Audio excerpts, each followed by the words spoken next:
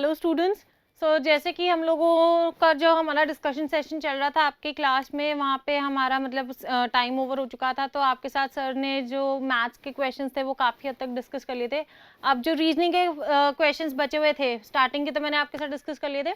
अब जो बचे कुछ क्वेश्चंस हैं वो हम थोड़ा सा एक बार देख लेते हैं कि वो कैसे से क्वेश्चन आए हुए थे और उनको कैसे सॉल्व करना था। फाइन।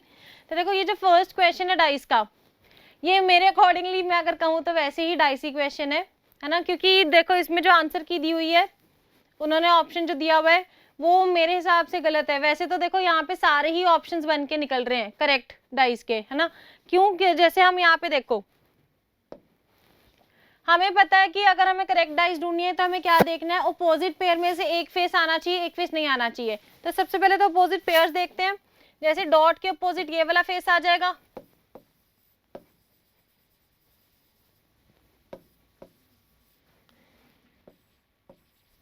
फाइन। क्रॉस के अपोजिट ये वाला डॉट वाला आ जाएगा,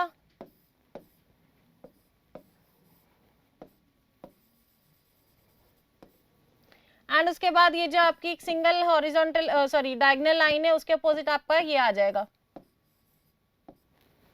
तो अब देखो, अगर आप कॉम्बिनेशंस देखो तो आपकी सारी ही सेटिस्फाई कर रही है, सारी आपकी करेक्ट डाइस हैं। पर अगर इसको मैं प्रॉपर्ली इमेजिनेशन के साथ क्यूब्स के ऊपर ये सारे फेसेस लगा लगा के भी देखो तो उसके अकॉर्डिंगली भी मेरा आंसर देखो क्या बनता है, ए बनता है या बी बनता है, सी तो बिल्कुल भी नहीं बनता, है ना। तो उस हिसाब से भी मैं यहाँ पे कहूंगी कि पता नहीं यहाँ पे अब उन्होंने आंसर की किस अकॉर्डिंगली बनाई है नहीं बनाई है, इसमें आपको थोड़ा सा डाउटफुल वो चीज चल रही है। अब देखो, हो सकता है वो आपको ग्रेस मार्क्स देते हैं नहीं देते, we can't say anything, but यहाँ पे आपका क्या है, डाउटफुल ये क्वेश्चन है जिसमें थोड़ी सी आपको दिक्कत आई होगी, है ना, आपको भी ऐसा फील हुआ होगा। तो चलिए कोई बात नहीं, हम नेक्स्ट क्वेश्चन डिस्कस कर लेते हैं।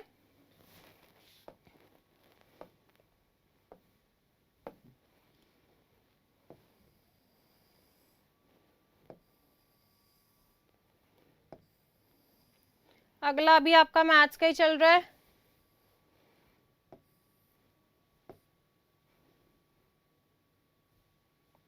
हाँ जी, नेक्स्ट क्वेश्चन देखो, ये भी आपका 29 मैथमेटिकल ऑपरेशंस ही हैं, सिंपल ही था। वैसे तो इसमें साइंस को आपको चेंज कर करके यहाँ पे अपने आपने क्या निकालना था, आंसर निकालना था, ठीक है। तो देखो, साइंस को जब आप चेंज करोगे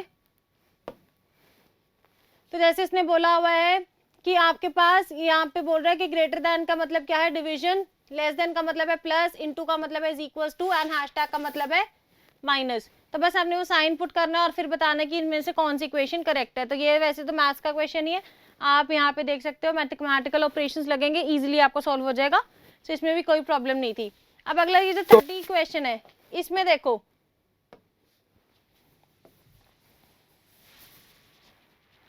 हाँ जी, यहाँ पे अब रीजनिंग का क्वेश्चन आता है 30 से लेके 33, which is based on your sitting arrangement. तो चलिए सिटिंग अरेंजमेंट का ये क्वेश्चन हम देख लेते हैं फटाफट। हाँ जी, अब देखो यहाँ पे ऐसे मेरे पास जगह नहीं है, मैं थोड़ा सा ऐसे छोटा छोटा करके बना के ट्राई करूंगी। उसने कहा है there are 5 boys PQRST sitting in the first line facing south, and however there are 5 girls ABCDE sitting in the second line parallel to the first line and are facing north। तो देखो हमारे पास दो lines है, इसमें 5 students हैं, ठीक है। तो ये देखो, साउथ फेसिंग वाली रो में कौन है, PQRST बॉयज, और नॉर्थ फेसिंग वाली कौन है, ये गर्ल्स ABCDE। तो इन्फॉर्मेशन देख लेते हैं वो क्या कह रहा है, A sitting at an one of the extreme end. तो ए जो है वो नॉर्थ फेसिंग रो में है, तो यहाँ तो ए यहाँ पे आएगा, यहाँ तो ए यहाँ पे आएगा, ये चीज हमें पता चल गई है। उसके बाद देखो उसने हमें क्या बोला था, Q who is just next to the left of S is opposite to E, B and R are diagonally opposite to each other, T is opposite to C who is just next right of A। अब देखो यहाँ पे देखो क्या है, C जो है वो जस्ट राइट ऑफ A है, तो अगर मैं A को यहाँ पे रखती हूँ तो C को उसके जस्ट राइट पे तो मैं रख नहीं पाऊंगी, तो मतलब मुझे यहाँ से इसको क्या करना पड़ेगा, इरेज करना पड़ेगा, यहाँ पे हम A को नहीं रख सकते। तो दैट मीन्स A आपका कहाँ पे आएगा, यहीं पे आएगा, ओके। अब इसके जस्ट राइट पे मुझे किसको रखना था, C को, तो दैट मीन्स C आपका यहाँ पे आ जाएगा, A आपका यहाँ पे फिक्स हो गया। देन उसने आपको क्या बोला है, T is opposite to C, तो C के अपोजिट यहाँ पे कौन आता, आपका T आ जाता, दिख रहा है आपको। हाँ जी, उसके बाद देखो उसने हमें एक और चीज बोली थी, ये डन कर दिया हमने। उसके बाद हमने ये भी डन किया हुआ है। उसने बोला है B and R are diagonally opposite to each other, अब देखो बी भी इस लाइन में आना था, डायगनली अपोजिट बनाना है, तो बी यहाँ पे रखूंगी, इसके डायगनली अपोजिट आर आपका यहाँ पे आ जाएगा। That is also done. फिर कहता है Q who is just next to the left of S is opposite to E। अब Q जो है वो जस्ट लेफ्ट ऑफ S है, तो अगर सपोज मैं S यहाँ पे रखती हूँ तो Q इसके जस्ट लेफ्ट पे यहाँ पे आएगा, तो ये क्या हो जाएगा, E के अपोजिट हो जाएगा। पर अगर मैं S यहाँ पे रखती, Q यहाँ पे रखती, उसके अपोजिट E तो नहीं आ सकता, ऑलरेडी B है। तो लो आपके यहाँ पे सारे अरेंजमेंट हो चुकी है। ABCDE में से ABCD यहाँ पे E आ गया, PQRST में से आपका P बचा हुआ है वो यहाँ पे आ गया, तो ये आपकी बन गई अरेंजमेंट। अब वो आपको कहता है which pairs are sitting opposite to each other.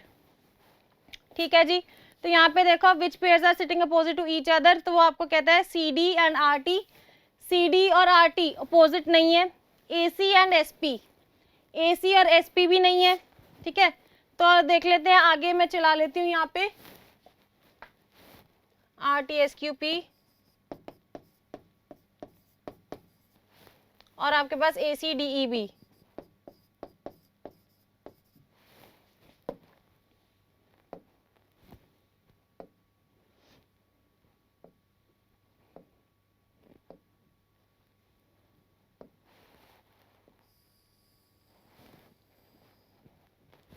तो चलो अभी इंक यहाँ से फिर वो निकल गई है, तो हमने जो अभी अरेंजमेंट बनाई थी बस उससे आप यहाँ पे देख के करेक्ट आंसर देख सकते हो कि कौन सा होगा, CDAC। ठीक है, ये तो हमने फर्स्ट और सेकंड तो देख लो, यहाँ पे हमने कर दिया था कि हाँ जी ये तो क्या हो जाएंगे, कैंसिल आउट, ये तो सही जा नहीं रहे थे, तो यहाँ तो CD और TS आएगा, यहाँ पे DB और SP, इनमें से कोई एक ऑप्शन आएगा, वो आपका करेक्ट आंसर हो जाएगा। ओके नेक्स्ट यहाँ पे लिखा हुआ था who is sitting third right of C, वो भी आप अरेंजमेंट में चेक करके यहाँ पे अपना आंसर ऑप्शन टिक कर सकते हैं। फाइन। ओके 32 में आपको कह रहा है which of the following pair is diagonally opposite to each other. तो हाँ जी, इसमें देखिए which is diagonally opposite to each other, तो आपके पास ऑलरेडी इमेज पड़ी होगी, है ना, रिकॉर्डिंग में आप देख पा रहे हो, तो वहां से देख के आप फटाफट से चेक करके बता सकते हो कि इसमें करेक्ट आंसर क्या होगा। तो हाँ जी देख लीजिए एक बारी।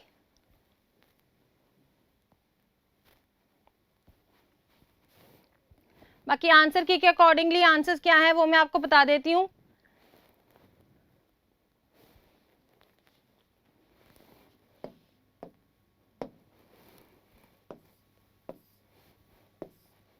ये आ रहे हैं आपके आंसर के अकॉर्डिंगली करेक्ट आंसर्स, तो आपके भी देख लो मैच हो रहे होंगे यहाँ पे अब। फाइन, चलिए नेक्स्ट पे चलते हैं अब।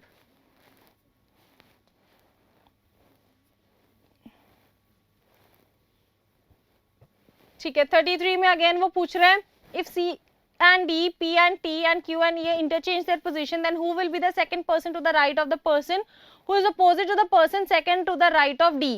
तो अगर आप उस अरेंजमेंट में इस चीज को चेक करेंगे तो आपके पास आंसर ऑप्शन यहाँ पे निकल के आएगा 33 का बी ऑप्शन, P निकल के आना था। So this will be your correct answer. So I hope you have understood. Now let's move to the next question. ये भी देखो आपका क्या है, रीजनिंग का ही क्वेश्चन है। ठीक है जी, अब देखो यहाँ पे आपको क्या कहता है, Amit, Bharat, Chandan, Dinesh, Ishwar and Ferguson are cousins. None of them are of the same age, but all of them have birthdays on the same date. The youngest of them is 17 years old and Ishwar who is the eldest is 20। ठीक है, जो youngest है वो 17 years old है, जो eldest है वो 22 years old है, और 6 person है, तो that means 18, 19, 20, 21, तो ये 6 persons के arrangement कर दिए। 22 years old, ठीक है, eldest कौन है, ईश्वर, तो मतलब यहाँ पे तो आपका क्या आ जाएगा, ईश्वर आ जाएगा।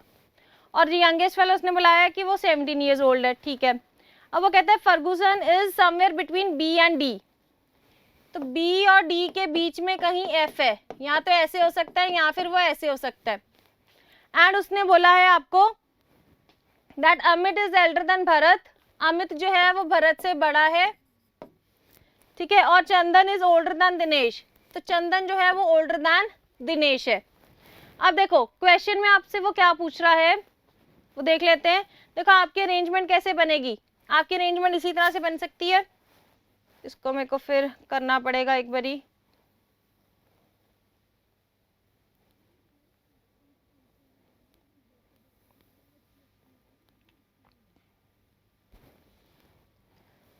चलो यहाँ पे मैं बना लेती हूँ।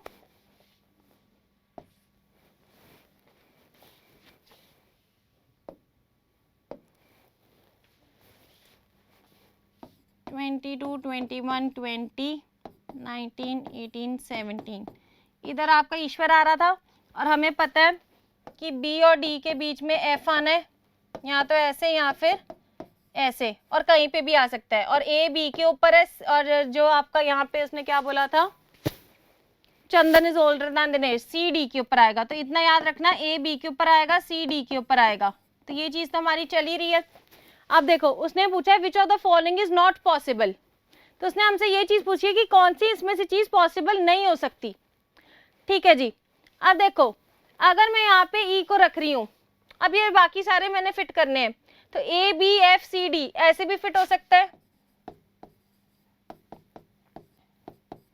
ठीक है, ये ऐसे भी फिट हो सकते हैं, that E C D F A B.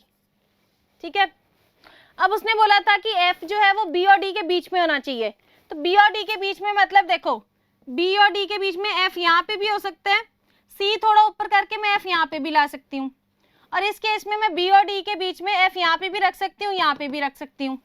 ठीक है, तो एफ कहीं ना कहीं देखो क्या आएगा, यहाँ तो 18 पे आ जाएगा या 19 पे आ जाएगा, इससे ऊपर तो नहीं जा सकता ना, क्योंकि बी और डी तो हमने ऐसे ही रखने हैं।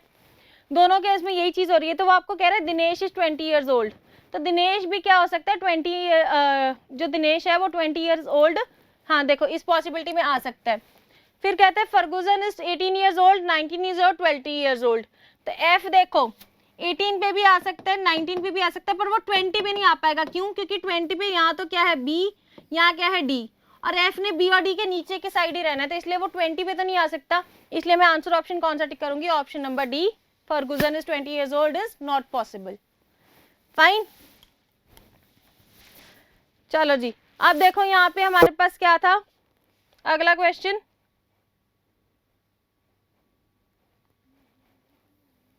वो कहते हैं Bharat is 17 years old and which of the following could be the ages of Dinesh and Chandan respectively. तो देखो यहाँ पे मैं आपके लिए फिर से बना देती हूँ, 22,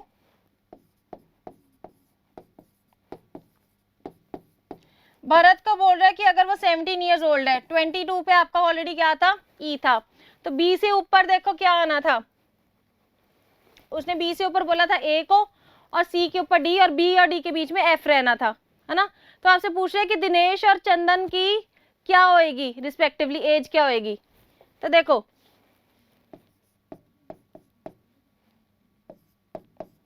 एक केस तो ये बन सकता है, ठीक है, इसके साथ अगर बी आपने 17 पे रखना है, तो वो कह रहे हैं दिनेश और चंदन की 18 और 19 हो सकती है। तो हाँ जी, आप मेरे को बताओ कि जो दिनेश और चंदन है उसकी 18 और 19 एज हो सकती है। देखो दिनेश यहाँ पे है, चंदन यहाँ पे है, अगर मैं सपोज एफ को ऊपर फिट करने की भी कोशिश करूं, ठीक है, तो जैसे सपोज मैं ऐसे कर दूं, एफ को यहाँ पे लेके आने की कोशिश करूं, तो क्या मैं वो चीज कर सकती हूँ? नहीं, क्योंकि क्यों, एफ जो है वो डी और बी के बीच में ही रह सकता है, तो सी और डी के बीच में मैं तो एफ नहीं ला सकती, तो ये चीज तो पॉसिबल नहीं है ना।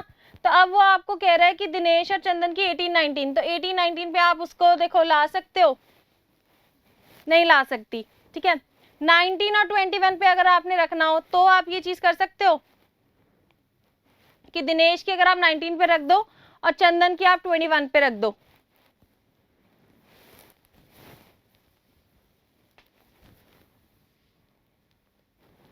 हाँ जी, चेक करके बताएं आप।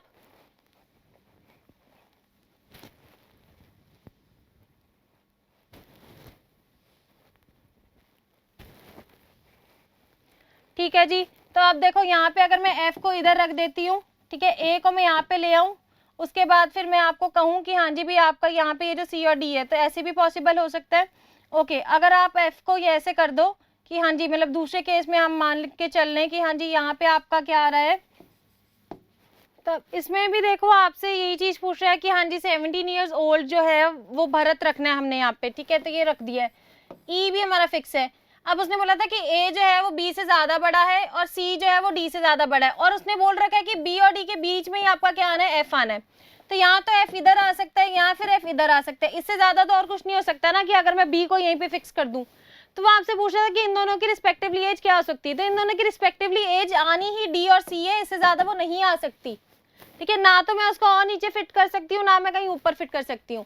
तो यहाँ पे आंसर ये बनना था कि 20 और 21 हो सकती है उनकी पॉसिबल एज, पर यहाँ पे देखो ऐसे आंसर ऑप्शन कोई उसने दी नहीं हुई है, तो यहाँ पे देखो 18 दिया हुआ है, 19 दिया हुआ है, जबकि ये पॉसिबल ही नहीं है। ना तो मैं डी को 18 पे रख सकती हूँ, ना मैं 19 पे रख सकती हूँ, क्योंकि सपोज अगर देखो अगर मैं डी को यहाँ पे रख देती हूँ, यहाँ पे मान के चलो कि डी को अगर मैं 18 पे रख देती हूँ, तो बिल्कुल ही पॉसिबल नहीं है कि मैं डी और बी के बीच में किसको फिट कर दूँ, एफ को फिट कर दूँ, ठीक है। अच्छा, उसके बाद फिर यहाँ पे वो बोल रहा है कि जो आपका डी है उसको 19 पे रख दो। तो एक बारी 19 पे रख के देख लेते हैं कि सपोज करो कि अगर डी यहाँ पे आपका 19 पे आ जाए, ठीक है, बी आपका क्या है 17 पे, तो ए आपका कहाँ पे है, यहाँ पे। तो ए को उसने ऐसे तो नहीं बोला था कि इमीडिएट अबव बी चाहिए, उसने बोला था कि ए जो है वो बी से एल्डर है, तो कितना भी एल्डर हो सकता है। तो आप सोचो, सपोज करो कि मैं यहाँ पे ए की जगह एफ को फिट कर दूं, फाइन, तो ए आपका इनसे और ऊपर तो जा ही सकता है ना, सी से नीचे पर बाकियों से ऊपर तो जा ही सकता है। तो जब उसने आपको ऐसी चीज बोली थी दैट ए जो है वो एल्डर देन बी है, तो हमें इमीडिएट पोजीशंस तो चाहिए नहीं थी ना, और सी और डी की हमें इमीडिएट पोजीशन चाहिए थी कि सी के जस्ट नीचे डी होना चाहिए। तो डी हमारा और नीचे भी जा सकता है, ए इनसे और ऊपर भी जा सकता है, ऐसी भी चीज हो सकती है ना। तो हाँ जी, तो ये जो हमारा है क्या कहते हैं डी, उसको मैं 19 पे रख सकती हूँ। तो एक हमारे पास केस बना था 2021 का, एक हमारा केस क्या बना था 19 और 21 का। तो पॉसिबल एजेस हमारे पास यहाँ पे फिर क्या हो सकती है, इसकी डी की 19 जरूर हो सकती है और 21 हो सकती है। 18 वाली सारी ऑप्शंस की आपकी होगी कैंसिल आउट होगी, क्योंकि ये तो बिल्कुल भी पॉसिबल नहीं है। 18 पे अगर मैं जैसी ही डी रखूंगी, डी और बी के बीच में आपका एफ कैसे फिट होएगा, तो वो कंडीशन आपकी क्या हो जाती है, वायलेट हो जाती है। क्लियर, चलो नेक्स्ट देखते हैं। ओके जी, अब देखो यहाँ पे आपके पास स्टेटमेंट्स के दी हुई हैं A B C D E में। आपको ये देखो, ये जो क्वेश्चन दिया हुआ है सिलोजिज्म का थोड़ा सा अलग सा पार्ट ऑफ क्वेश्चन दिया हुआ है, अलग से तरीके से क्वेश्चन पूछा हुआ है। तो आपसे उसने देखो आप क्वेश्चन में क्या चीज पूछी है कि in the 4 options given below, आपके पास देखो वो क्या कर रहा है, 3-3 के ग्रुप बना के दे रहा है स्टेटमेंट्स के। आपको उन तीनों के ग्रुपिंग्स पे ये चेक करना है कि जस्ट पहले दो वाले मतलब ग्रुप में जो 3 स्टेटमेंट्स दिए हैं उसमें क्या है, पहले 2 को ड्रॉ करके थर्ड वाला उसका कंक्लूजन निकलना चाहिए। तो आपको ये चीज निकालनी है, ठीक है। तो अब आपने ये सारे ड्रॉ कर करके देखने उन ग्रुप्स को कि हाँ जी किससे 2 स्टेटमेंट से आपका थर्ड वाला आंसर निकल के आता है। तो ठीक है, अब आपके पास देखो ग्रुप्स यहाँ पे दिए हुए हैं, ठीक है। तो हम ऊपर चलते हैं। पहला आपको ग्रुप दिया हुआ है DEB, तो DEB को मैं सॉल्व करके देख लेती हूँ। हाँ जी, क्या बनता है यहाँ पे, D all 4 are 3, सारा 4 क्या है 3 है। E में दे रहा है all 2 are 3, सारा 2 भी आपका क्या है 3 है। और फिर इससे मेरे को कंक्लूजन क्या चाहिए, B all 2 are 4, सारा 2 4 हो सकता है, नहीं हो सकता, यहाँ पे तो कोई रिलेशन नहीं है, तो ए ऑप्शन हमारी गलत होगी।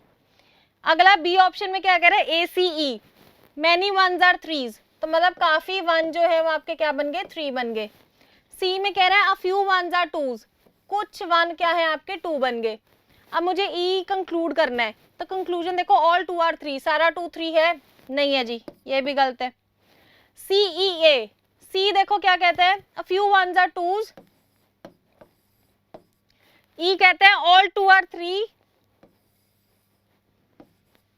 एंड उसके बाद हमें ये कंक्लूड क्या करना है, A option many ones are threes, तो काफी वन जो है वो 3 में मिक्स हो रहा है ना। तो हाँ जी, आंसर ऑप्शन आपका क्या था करेक्ट, सी ऑप्शन। देखो सिलॉक्स का थोड़ा अलग तरीके से उसने क्वेश्चन पूछा है, बट था बिल्कुल सिंपल सॉल्व करने में, तो ऐसे जिसमें भी आपको कोई दिक्कत नहीं आई होगी। नेक्स्ट देखते हैं फिर।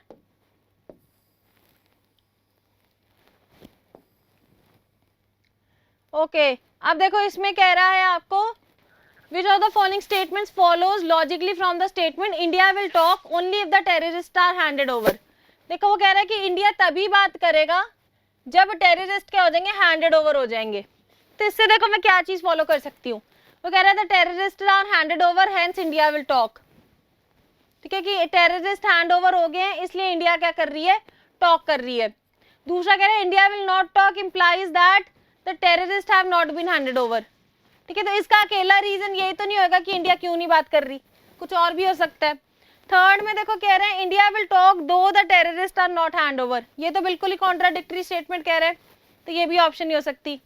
वो कह रहा है कि India will talk implies the terrorist are handed over. अब देखो फर्स्ट में कह रहा था the terrorist are handed over hence India will talk, आपको क्या बोला था, India will talk only if the terrorist are handed over.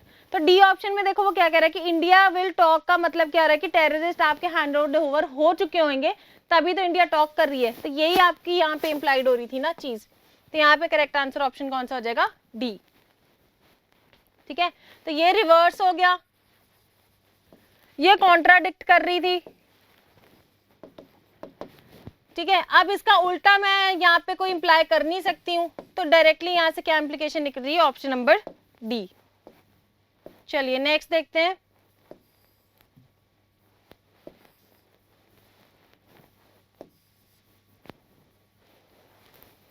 हाँ जी 38 अब देख लो आपके पास फिर यहाँ पे क्या है, सिटिंग अरेंजमेंट का क्वेश्चन है, देख लेते हैं। कहता है at a buffet 6 sweets are arranged in circular order on a table, तो 6 स्वीट्स है। हाँ जी, barfi is opposite to halwa, there is one sweet between laddu and jalebi, gulab jamun is to the right of halwa, rasgulla is one of the sweets. ठीक है जी, barfi is opposite to halwa, कुछ भी करके देख लेते हैं, जैसे सपोज बर्फी अपोजिट टू हलवा कर देते हैं। तो उसने बोला आपको यहाँ पे that gulab jamun is to the right of halwa, तो हलवा के राइट साइड पे क्या है, gulab jamun. Okay let's say अभी इमीडिएट नहीं बोला पर चलो इमेजिन कर लेते हैं। फिर वो कहता है one sweet between laddu and jalebi, अब लड्डू और जलेबी के बीच में मुझे क्या रखनी है, वन स्वीट रखनी है। तो ठीक है, यहाँ तो लड्डू और जलेबी मैं ऐसे रख देती हूँ, यहाँ लड्डू और जलेबी मैं ऐसे रख देती हूँ, तो इन दोनों के बीच में एक स्वीट आ रही है। तो एक सपोज यहाँ पे हमारे पास क्या बच गया, रसगुल्ला बच गया। तो उसने क्वेश्चन क्या पूछा था, that which sweet is 2 places away to the left of gulab jamun, तो गुलाब जामुन के लेफ्ट साइड पे 2 स्वीट्स अवे कौन सी है, तो 1 2 कौन सी आ रही है, रसगुल्ला। तो आंसर ऑप्शन आपका टिक हो जाएगा बी, रसगुल्ला।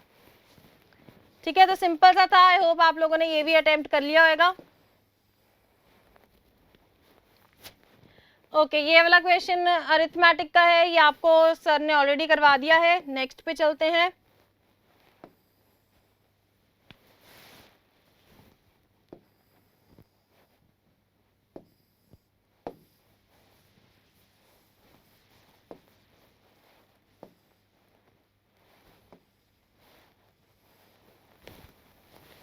ओके जी, सो 40 से 41 अगेन आपके पास क्या है, ऑर्डरिंग का क्वेश्चन है, इसको हम सॉल्व कर लेते हैं। हाँ जी, इसमें कह रहे हैं Pawan, Shravan, Charan, Tarun and Kiran are the top 5 rankers in a class, not necessarily in the same order, each of them have different heights, the tallest person is 4th rank while Kiran is 2nd rank. ठीक है जी, टॉलेस्ट पर्सन की क्या कह रहा है, 4th rank है। तो इसका बनाना शुरू कर देते हैं। देखो यहाँ पे मैं हाइट वाइज बना रही हूँ कि भाई जो सबसे टॉलेस्ट नंबर है,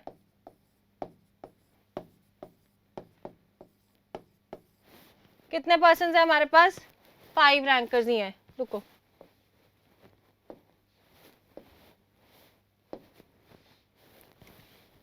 तो 1 2 3 4 5, ये हाइट वाइज मैं इनको खड़ा कर रही हूँ। तो टॉलेस्ट पर्सन की देखो रैंक वो आपको क्या बता रहा है, 4th रैंक है, तो मतलब जो सबसे नंबर 1 पे आएगा उसकी रैंक क्या हो जाएगी, 4th हो जाएगी। ठीक है जी, आगे वो कह रहे हैं while Kiran is 2nd ranker. ठीक है जी, किरण की क्या आएगी, 2nd रैंक आएगी। उसके बाद कह रहे हैं Tarun is taller than at least 2% and is the 3rd ranker. वो कह रहे हैं कि तरुण जो है वो कम से कम 2% से ज्यादा टॉल है। तो देखो 2% से कम ज्यादा टॉल मतलब 5 और 4th पोजीशन को अगर मैं छोड़ दूं तो फिर हम किसको कह सकते हैं कि तरुण तो वहां पे तो एटलीस्ट आएगा ही आएगा। तो एक बारी मैं तरुण को यहाँ पे रख के देख लेती हूँ 3rd रैंक पे। ठीक है, ओके आगे देखो क्या कहते हैं, और तरुण की रैंक कितनी है, 3rd। ओके जी, आगे देखते हैं क्या कहते हैं, the shortest person is the 1st ranker. Shortest person की क्या है, 1st रैंक है। एंड वो कह रहे हैं बट ही इज नॉट चरण, मतलब यहाँ पे कौन नहीं आ सकता, चरण नहीं आ सकता। ठीक है जी, उसके बाद कहते हैं that Shravan is taller than only 1 person. Shravan जो है वो सिर्फ एक बंदे से टॉलर है, तो मतलब श्रवण कहाँ पे आएगा, डेफिनेटली यहाँ पे आ जाएगा। और वो कह रहे हैं कि तरुण इज टॉलर देन किरण। अब तरुण जो है वो टॉलर किससे है, किरण से है। ठीक है, तो देखो अब किरण की ऑलरेडी 2nd रैंक है, तो मैं देखो तरुण जो टॉलर है किरण से, तो किरण मतलब नीचे आएगी, तो मैं किरण 2 को तो कहीं पे भी फिट नहीं कर सकती।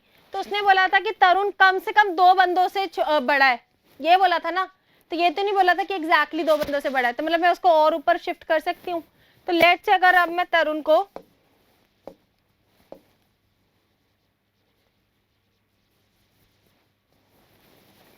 यहां से हटा के सेकंड पोजीशन पे शिफ्ट कर दूं, तो तरुण थर्ड यहाँ पे आ सकता है, ठीक है। फर्स्ट पे तो जा नहीं सकता, वहां पे ऑलरेडी 4th रैंक वाला है। तब उसने बोला था कि तरुण जो है वो किरण से बड़ा है, तो किरण सेकंड बताओ कहाँ पे आएगी। ऑब्वियसली सिर्फ यही जगह बचती है कि किरण सेकंड रैंक वाली यहाँ पे आ जाएगी। तो इधर ऑलरेडी कौन है, श्रवण है, ठीक है। रैंक हमारे पास कौन सी बची है, 5th, तो 5th किसकी हो जाएगी, श्रवण की। चरण नीचे नहीं आ सकता, तो चरण ऊपर जाएगा, और यहाँ पे कौन आ गया आपका, पवन। तो ये आपकी बन गई अरेंजमेंट, चरण तरुण किरण श्रवण पवन CTK SP 43251।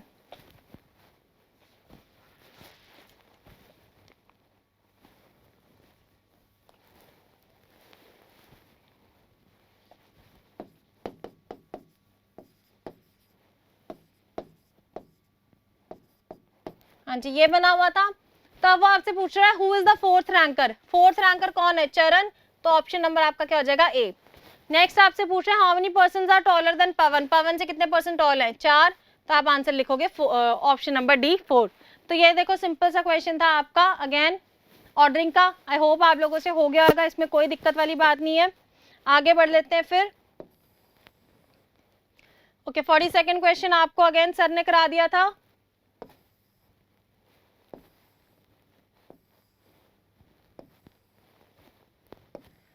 चलो जी, ये क्वेश्चन लास्ट है आपका, जो कि रीजनिंग के ऊपर बेस्ड आया था। बाकी सारे आपके क्या हैं, सारे के सारे आपके उसमें हैं, मैथ्स के रिलेटेड ही हैं। तो वो आपके जो बचे हुए क्वेश्चन है वो सर डिस्कस कर लेंगे। तो अब ये जो आखिरी क्वेश्चन देखो, एक तो डाइस वाला क्वेश्चन था जिसमें हमें गड़बड़ी लग रही है, हो सकता है उसकी ग्रेस मार्क्स आ जाए।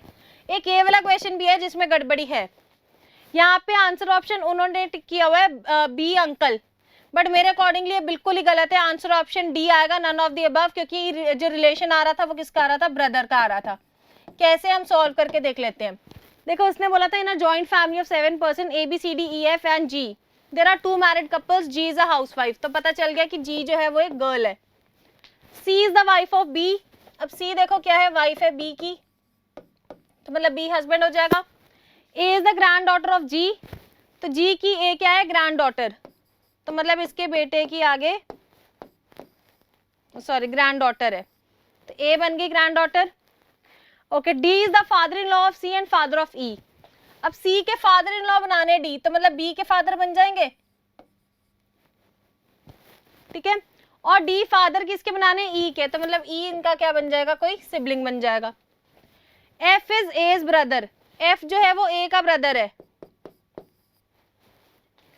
एंड B सन, F जो है वो B का सन भी है, तो ठीक है जी, B का सन कौन है, F, और वो ब्रदर किसका था, A का, ठीक है। और A के ऊपर ग्रैंड मदर कौन मिल रही है, G, तो मतलब वो क्या हो जाएगी, D की वाइफ हो जाएगी।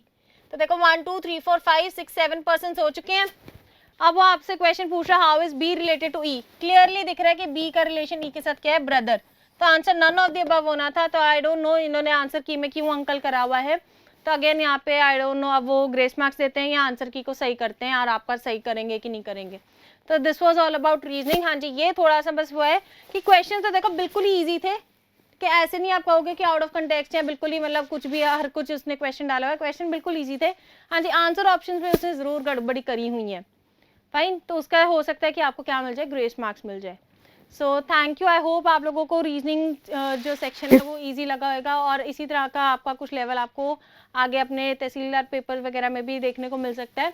सो रीजनिंग में आपको डरने की जरूरत नहीं है। अगर ऐसा कुछ ब्लंडर क्रिएट करता है तो मे बी उसका फिर उसने कोई सोल्यूशन भी ढूंढा होगा। So thank you, have a nice day, take care. Hello friends, welcome to Raj Malhotra's IAS academy. ਤਾਂ ਦੋਸਤੋ ਅੱਜ ਮੈਂ ਇਸ ਸੈਸ਼ਨ ਦੇ ਵਿੱਚ ਤੁਹਾਡੇ ਨਾਲ PCS ਜਿਹੜਾ 2020 ਦਾ ਪੇਪਰ ਹੈ ਉਸ ਦੇ ਵਿੱਚ ਜੋ CSET ਦਾ ਪੋਰਸ਼ਨ ਹੈ ਪੰਜਾਬੀ ਦਾ, ਉਹ ਤੁਹਾਡੇ ਨਾਲ ਮੈਂ ਡਿਸਕਸ ਕਰਨ ਜਾ ਰਿਹਾ। ਤਾਂ ਦੋਸਤੋ ਜਿਵੇਂ ਕਿ ਤੁਹਾਨੂੰ ਪਤਾ ਹੈ ਕਿ ਇਸ ਵਾਰ PCS ਦੇ ਪੇਪਰ ਦਾ ਪੈਟਰਨ ਬਹੁਤ ਜ਼ਿਆਦਾ ਡਿਫਰੈਂਟ ਸੀ ਪ੍ਰੀਵੀਅਸ ਈਅਰਸ ਦੇ ਨਾਲੋਂ। ਤਾਂ ਹਰ ਸਾਲ ਜੋ ਹੈ ਪੀਸੀਐਸ ਦੇ ਵਿੱਚ ਸੀਸੈਟ ਦੇ ਵਿੱਚ ਕਰੀਬ 19 ਤੋਂ ਲੈ ਕੇ 20 ਕੁਐਸਚਨ ਸੀ ਜਿਹੜੇ ਕਿ ਹਰ ਸਾਲ ਪੰਜਾਬੀ ਭਾਸ਼ਾ ਦੇ ਵਿੱਚੋਂ ਪੁੱਛੇ ਜਾਂਦੇ ਸੀ, ਪਰ ਇਸ ਸਾਲ ਇਹ ਸਾਰਾ ਦਾ ਸਾਰਾ ਪੈਟਰਨ ਜੋ ਹੈ ਇਹ ਚੇਂਜ ਕਰ ਦਿੱਤਾ ਗਿਆ ਔਰ ਕਰੀਬ 8 ਤੋਂ 9 ਕੁਐਸਚਨ ਜਿਹੜੇ ਹੈਗੇ ਆ ਉਹ ਸਾਡੀ ਪੰਜਾਬੀ ਦੇ ਵਿੱਚੋਂ ਪੁੱਛੇ ਗਏ ਆ। ਤਾਂ ਇਸ ਦੇ ਵਿੱਚੋਂ ਕੁਐਸਚਨ ਜਿਹੜੇ ਹੈਗੇ ਆ ਉਹ ਮੁਹਾਵਰੇ ਤੇ ਵੀ ਪੁੱਛਿਆ ਗਿਆ, ਅਖਾਣ ਤੇ ਵੀ ਪੁੱਛਿਆ ਗਿਆ, ਇੱਕ ਪੈਰਾਗ੍ਰਾਫ ਵੀ ਦਿੱਤਾ ਗਿਆ। ਤਾਂ ਉਹ ਸਾਰੇ ਦੇ ਸਾਰੇ ਜਿਹੜੇ ਕੁਐਸਚਨ ਹੈ ਉਹ ਅੱਜ ਅਸੀਂ ਡਿਸਕਸ ਕਰਨ ਜਾ ਰਹੇ ਹਾਂ ਤੇ ਦੇਖਦੇ ਹਾਂ ਕਿ ਪੀਸੀਐਸ ਦੇ ਅਕੋਰਡਿੰਗ ਮਤਲਬ ਉਹਨਾਂ ਦਾ ਸੋਚ ਕਿਸ ਤਰੀਕੇ ਨਾਲ ਬਦਲ ਰਹੀ ਹੈ ਵਿਦ ਟਾਈਮ। ਤਾਂ ਸਭ ਤੋਂ ਪਹਿਲਾ ਕੁਐਸਚਨ ਦੋਸਤੋ ਮੁਹਾਵਰੇ ਦੇ ਉੱਤੇ ਹੈ। ਪਹਿਲਾ ਹੀ ਕੁਐਸਚਨ ਹੈ ਜਿਹੜਾ ਮੁਹਾਵਰੇ ਦੇ ਉੱਤੇ, ਮੈਂ ਜਦੋਂ ਕਲਾਸਿਸ ਦੇ ਵਿੱਚ ਪੜ੍ਹਾਇਆ ਸੀ ਤਾਂ ਮੈਂ ਦੱਸਿਆ ਸੀ ਕਿ ਮੁਹਾਵਰੇ ਤੇ ਅਖਾਣ ਦੇ ਵਿੱਚ ਡਿਫਰੈਂਸ ਕੀ ਹੈ। ਇਸ ਤੋਂ ਪਹਿਲਾਂ ਪੇਪਰ ਦੇ ਵਿੱਚ ਆਉਂਦਾ ਹੁੰਦਾ ਸੀ ਕਿ ਮੁਹਾਵਰਾ ਇੱਕ ਤੁਹਾਨੂੰ ਪੂਰਾ ਦਾ ਪੂਰਾ ਸੈਂਟੈਂਸ ਦੇ ਦਿੰਦੇ ਆ, ਪੁੱਛਦੇ ਆ ਕਿ ਮੁਹਾਵਰਾ ਹੈ ਇਹ ਅਖਾਣ ਹੈ ਤੁਸੀਂ ਪਛਾਣੋ। ਬਟ ਇਸ ਸਾਲ ਉਹਨਾਂ ਨੇ ਅਜਿਹਾ ਕੁਝ ਨਾ ਪੁੱਛ ਕੇ ਸਿੱਧਾ ਪੁੱਛਿਆ ਕਿ ਮੁਹਾਵਰੇ ਅਤੇ ਅਖਾਣ ਦਾ ਅਰਥ ਪੁੱਛਿਆ। ਤਾਂ ਦੋਸਤੋ ਗੋਂਗਲੂਆਂ ਤੋਂ ਮਿੱਟੀ ਝਾੜਨਾ ਮੁਹਾਵਰੇ ਦਾ ਕੀ ਅਰਥ ਹੈ? ਤਾਂ ਗੋਂਗਲੂਆਂ ਤੋਂ ਮਿੱਟੀ ਝਾੜਨਾ ਹੁੰਦਾ ਦੇਖ ਦਿਖਾਵੇ ਲਈ ਕੰਮ ਕਰਨਾ, ਬਸ ਖਾਨਾ ਪੂਰਤੀ ਜੀ ਕਰ ਦੇਣਾ ਕਿਸੇ ਚੀਜ਼ ਦੀ। ਤਾਂ ਦੋਸਤੋ ਇਸ ਦਾ ਸਿੱਧਾ ਜਿਹੜਾ ਸਹੀ ਆਨਸਰ ਬਣਦਾ ਉਹ ਬਣਦਾ ਡੀ, ਜਿਹੜਾ ਕਿ ਕੀ ਕਹਿੰਦਾ ਹੈ, ਜਿਹੜਾ ਕਹਿੰਦਾ ਹੈ ਕਿ ਦੇਖ ਦਿਖਾਵੇ ਲਈ ਕੰਮ ਕਰਨਾ, ਸਿਰਫ ਔਰ ਸਿਰਫ ਮਿੱਟੀ ਜੀ ਝਾੜ ਦੇਣਾ। ਠੀਕ ਹੈ, ਮਤਲਬ ਕੀ ਹੈ ਕਿ ਦਿਖਾਵੇ ਲਈ ਕੰਮ ਜਾ ਕਰ ਦੇਣਾ। ਉਸ ਤੋਂ ਬਾਅਦ ਦੋਸਤੋ ਅਗਲਾ ਜਿਹੜਾ ਕੁਐਸਚਨ ਹੈ ਉਹ ਹੈਗਾ ਤੁਹਾਡੀ ਅਖਾਣ ਦੇ ਬਾਰੇ। ਠੀਕ, ਅਖਾਣ ਅਗੇਨ ਜਿਹੜਾ ਮੈਂ ਤੁਹਾਨੂੰ ਦੱਸਿਆ ਕਿ ਇਹਨਾਂ ਨੇ ਸਿਰਫ ਔਰ ਸਿਰਫ ਤੁਹਾਡੇ ਤੋਂ ਅਰਥ ਪੁੱਛੇ ਨੇ ਕਿ ਇਸਬ ਗੋਲ ਤੇ ਕੁਝ ਨਾ ਫੋਲ, ਇਸਬ ਗੋਲ ਤੇ ਕੁਝ ਨਾ ਫੋਲ, ਇਸ ਅਖਾਣ ਦਾ ਕੀ ਮਤਲਬ ਹੈ? ਇਸ ਅਖਾਣ ਦਾ ਮਤਲਬ ਹੁੰਦਾ ਦੋਸਤੋ ਇਸਬ ਗੋਲ ਅਤੇ ਕੁਝ ਨਾ ਫੋਲ ਅਸੀਂ ਉਦੋਂ ਵਰਤਦੇ ਹਾਂ ਕਿ ਜਦੋਂ ਨਾ ਕੋਈ ਬੰਦਾ ਆਪਣਾ ਦੁੱਖ ਬਿਆਨ ਨਹੀਂ ਕਰ ਸਕਦਾ, ਬਹੁਤ ਜ਼ਿਆਦਾ ਦੁਖੀ ਹੋਵੇ ਤੇ ਉਹ ਕਹਿੰਦਾ ਯਾਰ ਕੁਝ ਨਾ ਫੋਲ। ਠੀਕ ਹੈ, ਮਤਲਬ ਕੀ ਹੈ ਕਿ ਬਹੁਤ ਜ਼ਿਆਦਾ ਦੁੱਖ ਹੈ, ਉਹਨੂੰ ਸ਼ਬਦਾਂ 'ਚ ਬਿਆਨ ਨਹੀਂ ਕੀਤਾ ਜਾ ਸਕਦਾ। ਠੀਕ, ਤਾਂ ਇਸ ਦਾ ਜਿਹੜਾ ਆਨਸਰ ਬਣਦਾ ਦੋਸਤੋ ਉਹ ਤੁਹਾਡਾ ਆਨਸਰ ਬਣਦਾ ਏ। ਜਦੋਂ ਦੁਖੀ ਵਿਅਕਤੀ ਆਪਣਾ ਦੁੱਖ ਨਾ ਵਿਅਕਤ ਕਰ ਸਕਦਾ ਹੋਵੇ ਉਹ ਹੈਗਾ ਇਸਬ ਗੋਲ ਤੇ ਕੁਝ ਨਾ ਫੋਲ। ਅਗਲਾ ਕੁਐਸਚਨ ਜਿਹੜਾ ਹੈ ਅਸੀਂ ਉਹ ਦੇਖਦੇ ਹਾਂ ਦੋਸਤੋ ਰੰਗਰੇਟਾ। ਰੰਗਰੇਟਾ ਸ਼ਬਦ ਦਾ ਅਗਲੀ ਜਿਹੜੀ ਸਟਾਈਲ ਹੈ, ਟਾਈਪ ਹੈ ਜਿਹੜਾ ਕਿ ਪੀਸੀਐਸ ਦੇ ਪੇਪਰਾਂ ਵਿੱਚ ਸਾਨੂੰ ਦੇਖਣ ਤੋਂ ਮਿਲਦਾ, ਹਮੇਸ਼ਾ ਤੋਂ ਹੀ ਪੁੱਛਦੇ ਆ ਰਹੇ ਨੇ, ਉਹ ਹੈਗਾ ਅਗੇਤਰ ਜਾਂ ਪਿਛੇਤਰ ਬਾਰੇ। ਠੀਕ, ਤਾਂ ਦੋਸਤੋ ਪਹਿਲਾਂ ਤੁਹਾਨੂੰ ਇਹੋ ਜਿਹੇ ਕੁਐਸਚਨ ਵੀ ਪੁੱਛੇ ਜਾਂਦੇ ਸੀ ਕਿ ਇਹ ਅਗੇਤਰ ਜਿਹੜਾ ਹੈ ਇਹਦੇ ਨਾਲ ਕਿਹੜਾ ਸ਼ਬਦ ਬਣ ਸਕਦਾ, ਇਹ ਪਿਛੇਤਰ ਨਾਲ ਕਿਹੜਾ ਸ਼ਬਦ ਬਣ ਸਕਦਾ। ਪਰ ਇਸ ਸਾਲ ਦਾ ਜਿਹੜਾ ਪੇਪਰ ਹੋਇਆ ਇਸ ਦੇ ਵਿੱਚ ਤੁਹਾਡੇ ਤੋਂ ਸਿੱਧਾ ਪੁੱਛਿਆ ਗਿਆ ਕਿ ਰੰਗਰੇਟਾ ਜਿਹੜਾ ਸ਼ਬਦ ਹੈ, ਠੀਕ, ਇਸ ਦੇ ਲਈ ਸਹੀ ਪਿਛੇਤਰ ਕਿਹੜਾ ਹੈ। ਤਾਂ ਦੋਸਤੋ ਇੱਕ ਚੀਜ਼ ਯਾਦ ਰੱਖਿਓ, ਮੈਂ ਆਪਦੀ ਕਲਾਸ ਦੇ ਵਿੱਚ ਵੀ ਦੱਸਦਾ ਹੁੰਦਾ ਸੀ ਤੇ ਕਿ ਜਿਹੜੇ ਅਗੇਤਰ ਅਤੇ ਪਿਛੇਤਰ ਹੈ ਨਾ, ਅਗੇਤਰ ਅਤੇ ਪਿਛੇਤਰ ਦੇ ਕੁਝ ਰੂਲ ਹੈ। ਉਹ ਰੂਲਸ ਦੇ ਵਿੱਚੋਂ ਇੱਕ ਚੀਜ਼ ਜਿਹੜੀ ਜ਼ਰੂਰੀ ਹੈ ਉਹ ਇਹ ਕਿ ਜਿਹੜਾ ਵੀ ਅਗੇਤਰ ਅਤੇ ਪਿਛੇਤਰ ਲੱਗਦਾ ਨਾ ਉਹ ਕਿਸੇ ਸ਼ਬਦ ਨਾਲ ਲੱਗਦਾ, ਉਹ ਅਜਿਹੇ ਸ਼ਬਦ ਨਾਲ ਲੱਗਦਾ ਜਿਹਦਾ ਆਪਣਾ ਕੋਈ ਮਤਲਬ ਨਿਕਲਦਾ ਹੋਵੇ। ਠੀਕ ਹੈ, ਜੇ ਮੈਂ ਕਹਾਂ ਹਨੂਮਾਨ, ਹਨੂਮਾਨ ਦੇ ਵਿੱਚ ਲੋਕਾਂ ਨੂੰ ਲੱਗੂਗਾ ਕਿ ਯਾਰ ਮਾਨ ਜਿਹੜਾ ਹੈ ਪਿਛੇਤਰ ਹੈ, ਨਹੀਂ ਹੈ ਬੇਟਾ, ਕਿਉਂਕਿ ਹਨੂ ਇੱਕ ਕੋਈ ਸ਼ਬਦ ਨਹੀਂ ਹੈ, ਇਸ ਦਾ ਆਪਣਾ ਕੋਈ ਮਤਲਬ ਨਹੀਂ ਹੈ। ਤਾਂ ਅਗੇਤਰ ਅਤੇ ਪਿਛੇਤਰ ਜਦ ਵੀ ਲੱਗਦਾ ਨਾ ਉਹ ਧਾਤੂ ਦੇ ਨਾਲ ਲੱਗਦਾ, ਉਹ ਅਜਿਹੇ ਸ਼ਬਦ ਨਾਲ ਲੱਗਦਾ ਜਿਹਦਾ ਕੋਈ ਆਪਣਾ ਮਤਲਬ ਹੁੰਦਾ। ਤਾਂ ਇਸ ਕੁਐਸਚਨ ਦੇ ਵਿੱਚ ਅਗਰ ਮੈਂ ਦੇਖਾਂ, ਅਗਰ ਮੈਨੂੰ ਨਹੀਂ ਵੀ ਪਤਾ ਕਿ ਕਿਵੇਂ ਇਸ ਦਾ ਆਨਸਰ ਕੀ ਹੋਣਾ ਚਾਹੀਦਾ ਤਾਂ ਮੈਂ ਇਸ ਨੂੰ ਇਸ ਧਾਤੂ ਨਾਲ ਦੇ ਵਿੱਚ ਤੋੜ ਕੇ ਧਾਤੂ ਪਲੱਸ ਪਿਛੇਤਰ ਅਸੀਂ ਇਸ ਤਰ੍ਹਾਂ ਇਸ ਕੁਐਸਚਨ ਨੂੰ ਦੇਖ ਸਕਦੇ ਹਾਂ ਦੋਸਤੋ। ਤਾਂ ਇਸ ਦੇ ਵਿੱਚ ਰੰਗਰੇਟਾ ਸ਼ਬਦ ਦੇ ਵਿੱਚ ਅਗਰ ਮੈਂ ਪਿਛੇਤਰ ਦੇਖਾਂ, ਰੇਟਾ ਨਹੀਂ ਹੋ ਸਕਦਾ, ਰੰਗ ਜਿਹੜਾ ਹੈ ਇਹ ਕੋਈ ਸ਼ਬਦ ਨਹੀਂ ਹੁੰਦਾ ਦੋਸਤੋ, ਔਰ ਰੇਟਾ ਜਿਹੜਾ ਹੈ ਕੋਈ ਪਿਛੇਤਰ ਨਹੀਂ ਹੁੰਦਾ। ਉਸ ਤੋਂ ਬਾਅਦ ਟਾ, ਰੰਗਰੇ, ਰੰਗ, ਜੇ ਅਗਰ ਇਹ ਟਾ ਪਿਛੇਤਰ ਹੋਵੇ ਤਾਂ ਇਹਦਾ ਮਤਲਬ ਕੀ ਹੋਇਆ ਦੋਸਤੋ, ਮੂਰਲਾ ਸ਼ਬਦ ਕੀ ਹੈ, ਰੰਗਰੇ। ਤਾਂ ਰੰਗਰੇ ਜਿਹੜਾ ਸ਼ਬਦ ਹੈ ਇਸ ਦਾ ਕੋਈ ਮਤਲਬ ਨਹੀਂ ਹੈ, ਤਾਂ ਮਤਲਬ ਇਹ ਵੀ ਧਾਤੂ ਨਹੀਂ ਹੋ ਸਕਦਾ। ਉਸ ਤੋਂ ਬਾਅਦ ਟਾ, ਪਿੱਛੇ ਆ ਦੀ ਜਿਹੜੀ ਸਾਊਂਡ ਹੈ ਇਹ ਕਹਿ ਰਿਹਾ ਰੰਗਰੇ ਟਾ, ਟਾ ਜਿਹੜਾ ਹੈ ਇਹ ਕੋਈ ਵੀ ਪਿਛੇਤਰ ਨਹੀਂ ਹੈ ਇਸ ਦਾ। ਤਾਂ ਦੋਸਤੋ ਇਸ ਜਿਹੜਾ ਸ਼ਬਦ ਹੈ ਇਸ ਦੇ ਪਿੱਛੇ ਜਿਹੜਾ ਪਿਛੇਤਰ ਲੱਗਿਆ ਹੈ ਉਹ ਲੱਗਿਆ ਹੈ ਰੰਗਰੇਟਾ, ਏਟਾ। ਠੀਕ ਹੈ, ਰੰਗਰੇਟ, ਠੀਕ ਹੈ, ਰੰਗਰੇਟਾ। ਠੀਕ, ਤਾਂ ਦੋਸਤੋ ਇਸ ਦਾ ਜਿਹੜਾ ਪਿਛੇਤਰ ਬਣਦਾ ਹੈ ਉਹ ਬਣਦਾ ਹੈ ਤੁਹਾਡਾ ਇਹ, ਜਿਹੜਾ ਕਿ ਆਨਸਰ ਹੈ ਤੁਹਾਡੇ ਪੀਸੀਐਸ ਦਾ 69 ਦਾ ए रंगरेटा। ठीक, इस तो बाद अगर मैं अगे चलदा ਤਾਂ ਪਹਿਲਾਂ ਕੀ ਹੁੰਦਾ ਸੀ, ਪਹਿਲਾਂ ਤੁਹਾਡੇ ਤੋਂ ਅਗੇਤਰ ਪਿਛੇਤਰ ਤੇ 2-2 3-3 ਕੁਐਸਚਨ ਪੁੱਛ ਲੈਂਦੇ ਸੀ। ਅਖਾਣ ਤੇ ਮੁਹਾਵਰੇ ਦੇ ਉੱਤੇ 2-2 3-3 ਕੁਐਸਚਨ ਹੁੰਦੇ ਸੀ ਘੱਟੋ ਘੱਟ। ਠੀਕ ਹੈ, ਬਟ ਇਸ ਵਾਰ ਇਹਨਾਂ ਨੇ ਉਹੀ ਕੀਤਾ ਕਿ ਨੰਬਰ ਆਫ ਕੁਐਸਚਨ ਜਿਹੜੇ ਹੈ ਹਰ ਇੱਕ ਦੇ ਵਾਸਤੇ ਉਹ ਘਟਾ ਦਿੱਤੇ ਹੈ। ਠੀਕ ਹੈ, ਇਸੇ ਕਰਕੇ ਓਵਰਆਲ ਜਿਹੜੇ ਕੁਐਸਚਨ ਨੰਬਰ ਹੈ ਉਹ ਘਟ ਗਏ ਹੈ ਪੰਜਾਬੀ ਦੇ ਵਿੱਚੋਂ। ਨੈਕਸਟ ਜਿਹੜਾ ਅਸੀਂ ਦੇਖਦੇ ਹਾਂ ਦੋਸਤੋ, ਅਗੇਨ ਦੇਖੋ ਪੀਸੀਐਸ ਦੀ ਇੱਕ ਚੀਜ਼ ਕਦੇ ਵੀ ਤੁਸੀਂ ਦੇਖੋ, ਪਿਛਲੇ 3 ਪੇਪਰ 4 ਪੇਪਰ ਜਿਹੜੇ ਵੀ ਹੋਏ ਨੇ ਇਹਨਾਂ ਦਾ ਪੈਟਰਨ ਸੇਮ ਹੈ। ਪੈਟਰਨ ਮਤਲਬ ਜਿਹੜਾ ਕਿ ਸੋਰਸ ਹੈ, ਸੋਰਸ ਅਗਰ ਮੈਂ ਕਹਾਂ ਕਿ ਇਹ ਕੁਐਸਚਨ ਜਿਹੜੇ ਹਰ ਸਾਲ ਤੁਹਾਡੇ ਮੁਹਾਵਰੇ ਅਖਾਣ ਚੋਂ ਪੁੱਛਦੇ ਹੀ ਪੁੱਛਦੇ ਆ ਔਰ ਇਸ ਸਾਲ ਵੀ ਪੁੱਛੇ ਆ। ਠੀਕ, ਹਰ ਸਾਲ ਤੁਹਾਡੇ ਇੱਕ ਵਿਸਮਿਕ ਚਿੰਨ੍ਹ ਦੇ ਉੱਤੇ ਕੁਐਸਚਨ ਬਣਦਾ ਹੀ ਬਣਦਾ ਜਿਹੜਾ ਕਿ ਇਸ ਸਾਲ ਵੀ ਪੁੱਛਿਆ।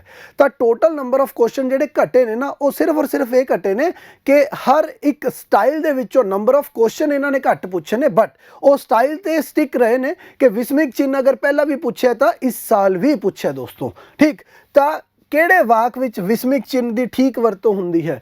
ਵਿਸਮਿਕ ਚਿੰਨ੍ਹ ਹੁੰਦਾ ਦੋਸਤੋ ਆਪਣੇ ਭਾਵਾਂ ਨੂੰ ਵਿਅਕਤ ਕਰਨ ਲਈ। ਠੀਕ ਹੈ, ਜਦੋਂ ਕੋਈ ਇਨਸਾਨ ਆਪਣੇ ਭਾਵਾਂ ਨੂੰ ਵਿਅਕਤ ਕਰਦਾ ਹੈ ਤਾਂ ਉਦੋਂ ਅਸੀਂ ਉਹ ਜਿਹੜਾ ਉਹ ਸ਼ਬਦ ਹੈ, ਉਹ ਜਿਹੜਾ ਵਾਕ ਹੈ ਉਹਦੇ ਵਿੱਚ ਅਸੀਂ ਵਿਸਮਿਕ ਚਿੰਨ੍ਹ ਲਗਾਉਂਦੇ ਹਾਂ ਦੋਸਤੋ। ਠੀਕ ਹੈ, ਜਿਹਨੂੰ ਕਿ ਅੰਗਰੇਜ਼ੀ ਦੇ ਵਿੱਚ ਐਕਸਕਲੇਮੇਸ਼ਨ ਸਾਈਨ ਵੀ ਬੋਲਦੇ ਆ। ਤਾਂ ਦੋਸਤੋ ਪਹਿਲਾ ਜਿਹੜਾ ਹੈ ਇਹ ਹੈ ਤੂੰ ਫੇਲ ਹੋ ਗਿਆ। ਦੇਖੋ ਸ਼ਬਦ ਉਹੀ ਨੇ ਸਾਰੇ ਯੂਜ਼ ਹੋਏ, ਹੈ ਤੂੰ ਫੇਲ ਹੋ ਗਿਆ, ਪਰ ਮੈਂ ਤੁਹਾਨੂੰ ਕੀ ਕਿਹਾ, ਜਿਹੜਾ ਵਿਸਮਿਕ ਚਿੰਨ੍ਹ ਹੈ ਉਹ ਤੁਹਾਡੇ ਭਾਵਾਂ ਦਾ ਪ੍ਰਗਟਾਵਾ ਹੈ। ਤਾਂ ਭਾਵਾਂ ਦੇ ਪ੍ਰਗਟਾਵੇ ਦੇ ਹਿਸਾਬ ਨਾਲ ਇਹ ਜਿਹੜਾ ਸਟੇਟਮੈਂਟ ਹੈ ਤੂੰ ਫੇਲ ਹੋ ਗਿਆ, ਮਤਲਬ ਮੈਨੂੰ ਹੈਰਾਨੀ ਹੋ ਰਹੀ ਹੈ, ਮੇਰਾ ਭਾਵ ਹੈਰਾਨੀ ਵਾਲਾ ਹੈ ਕਿ ਤੂੰ ਫੇਲ ਹੋ ਗਿਆ। ਠੀਕ, ਤਾਂ ਦੋਸਤੋ ਆਹ ਜਿਹੜਾ ਸ਼ਬਦ ਹੈ, ਆਹ ਜਿਹੜੀ ਸਟੇਟਮੈਂਟ ਹੈ ਤੂੰ ਫੇਲ ਹੋ ਗਿਆ, ਇਹ ਬਿਲਕੁਲ ਸਹੀ ਜਾਂਦੀ ਹੈ ਕਿਉਂਕਿ ਇਸ ਦੇ ਵਿੱਚ ਬ੍ਰੇਕ ਕਿੱਥੇ ਲੱਗ ਰਿਹਾ ਹੈ।